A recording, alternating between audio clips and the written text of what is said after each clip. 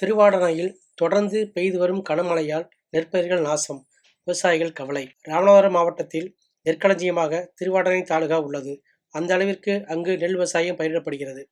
மொத்தம் 26,680 ஹெக்டேர் அளவில் அங்கு நெல் விவசாயம் பயிர் செய்யப்படுகிறது.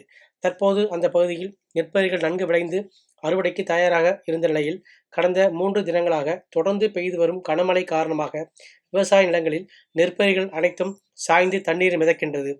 அறுவடைக்கு தயாராக இருந்த நிலையில் நெற்பயிர்கள் அனைத்தும் தண்ணீரில் மிதப்பது கண்டு விவசாயிகள் மத்தியில் பெரும் கவலை ஏற்படுத்தியுள்ளது.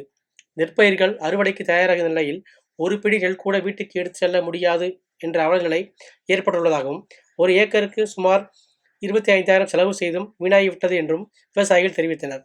மாவட்ட நிர்வாகம் துரித நடவடிக்கை எடுத்து உரிய நிவாரணம் வழங்க வேண்டுமென விவசாயிகள் தரப்பில் தெரிவிக்கப்பட்டது. பாதகம் செய்பவரை கண்டால் நாம் பயங்கொள்ளலாகாது பாப்பா, மோதி மிதித்து விடு பாப்பா, அவர் முகத்தில் உமிழ்ந்து விடு பாப்பா. அண்மை செய்திகளை உடனுக்குடன் தெரிந்து கொள்ள இணைந்திருங்கள் இயம்நாடு தொலைக்காட்சியுடன்.